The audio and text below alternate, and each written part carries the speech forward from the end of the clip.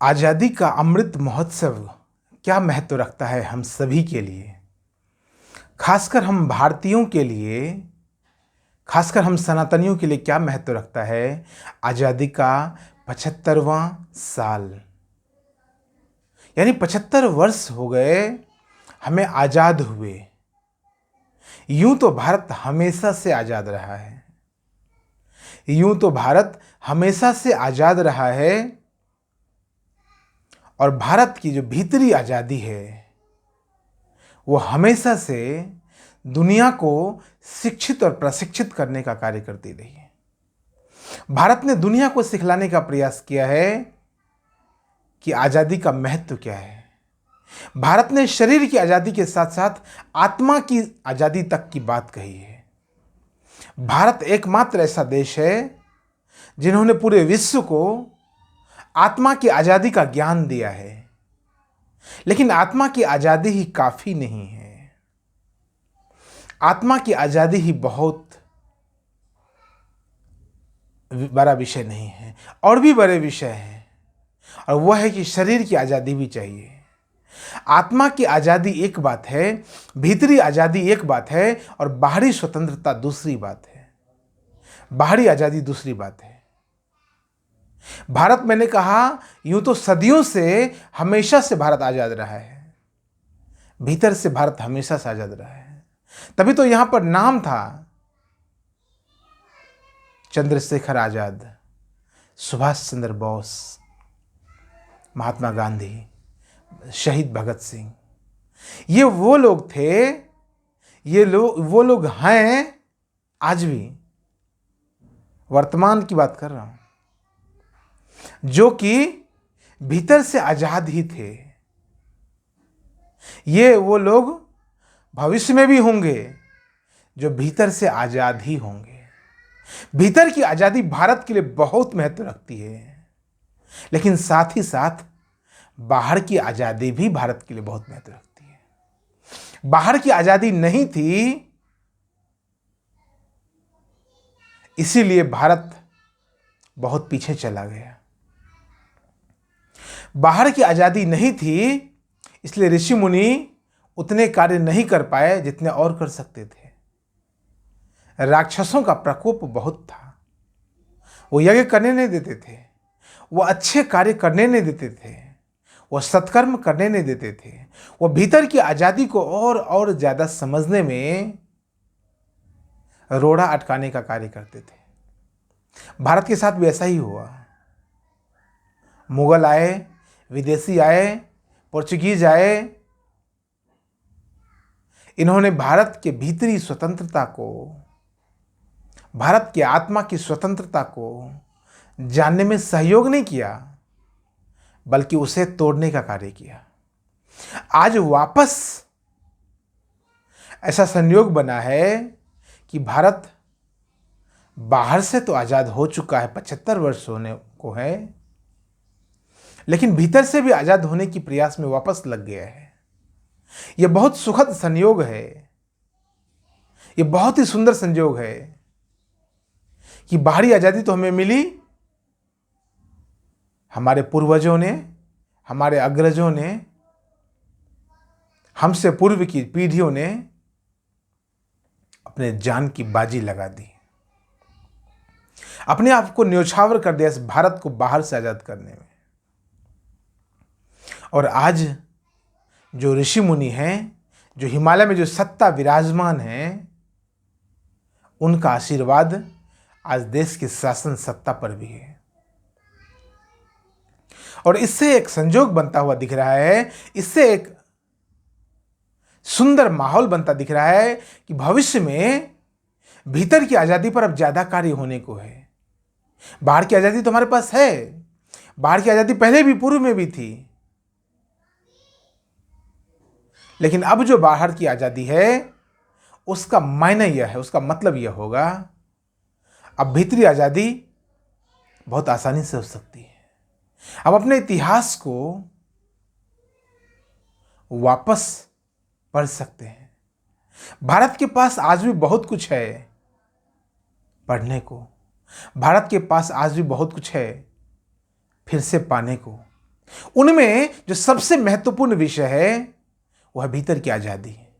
यदि बाहर का माहौल सुंदर हो, यदि घर का माहौल अच्छा हो, तो निश्चित तौर पर भीतर आप ध्यान कर सकते हैं। एक सामान्य साधक भी आराम से ध्यान कर सकता है यदि घर का माहौल शांतिपूर्ण हो। आज देश का माहौल शांतिपूर्ण है। आज देश में पहले से कहीं ज्यादा शांति है। आज आतंकवाद कम से कम है। तो एक सुखद माहौल बन रहा है देश के भीतर। जब ये सुखद माहौल बन रहा है तब इस बात की भी संभावना दिखती है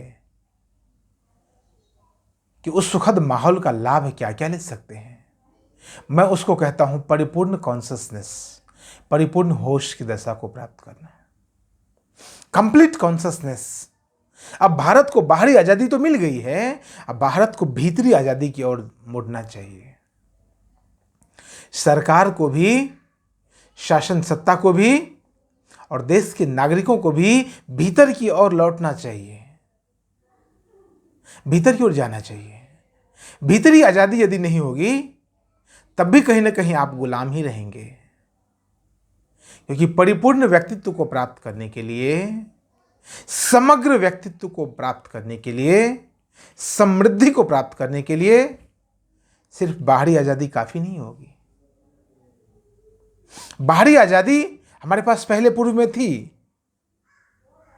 लेकिन तब हमारे पास भीतर बहुत कुछ नहीं था, वो विज्ञान खो गया था।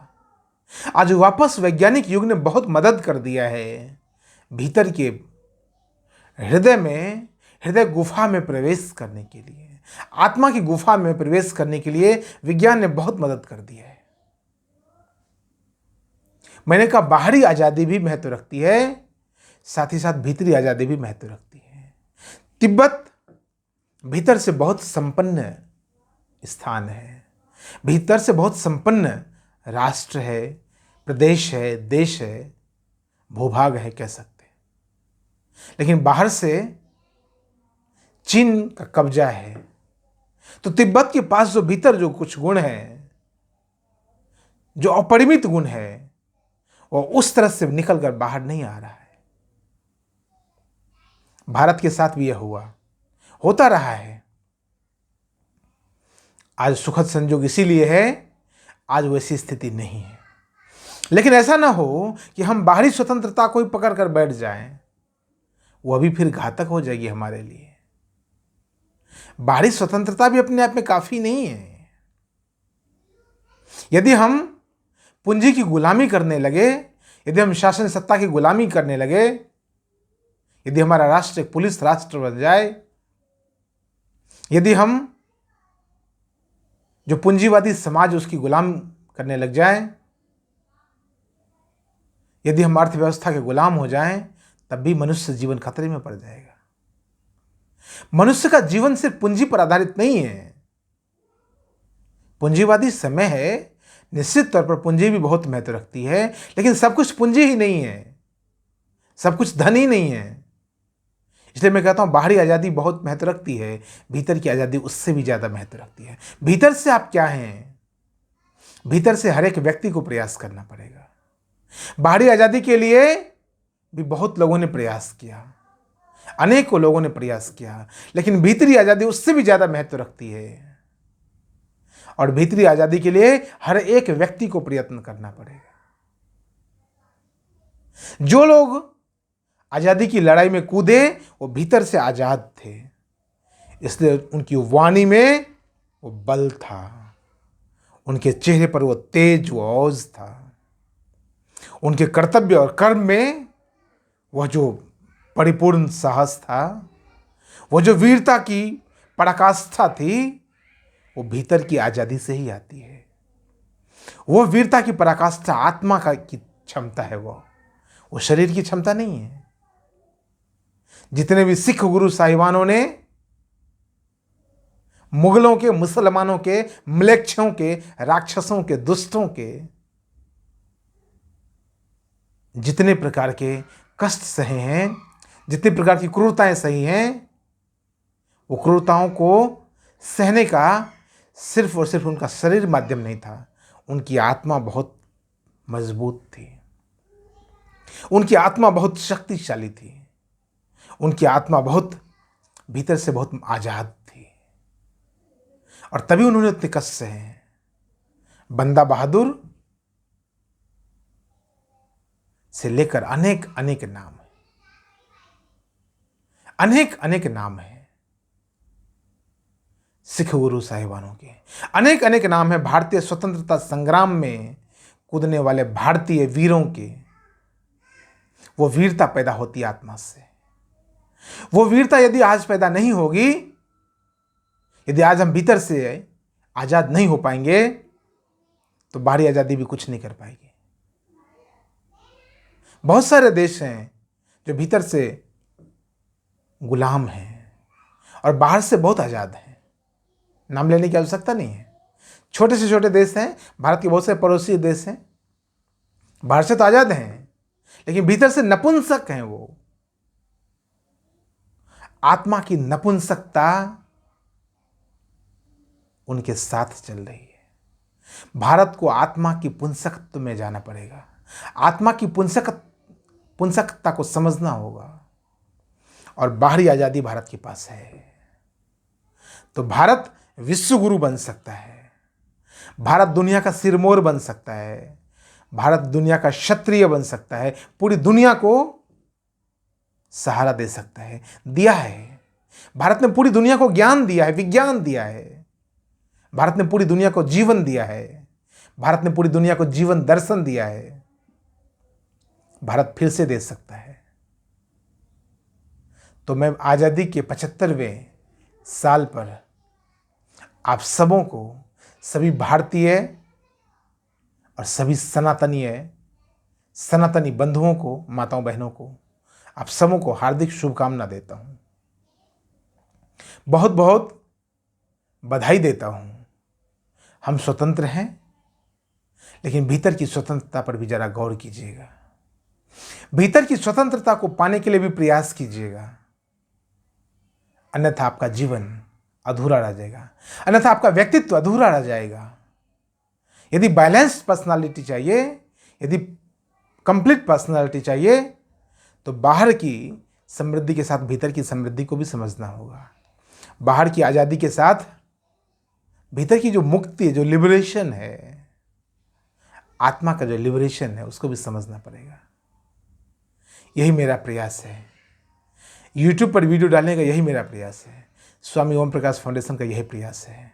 आप सब भीतर से भी आज़ाद हों, भीतर से भी मुक्त हो जाएं, और मुक्त होकर जो आप कहेंगे वो पूरी दुनिया के लिए एक उदाहरण बन जाएगा। वो पूरी दुनिया के लिए प्रेरणा का स्रोत बन जाएगा। जिन लोगों ने दुनिया को प्रेरणा दिया है, उन लोगों ने भीतर की आज़ादी को महसूस किया है, उन लोगों ने भीतर से बोलने का प्रयास किया है, उन लोगों की बातें भीतर से, जुबान से सिर्फ नहीं है, वो आत्मा के तल से आया है। तो आप भी आत्मा के तल पर आइए, आप भी भीतर की आज़ादी को महसूस कीजिए, आपके जीवन में भी भीतर की आज़ादी प्राप्त हो, ऐसी मैं प्रार्थना करता हूँ। बहुत बहुत धन्यवाद, बहुत बहुत नमस्कार।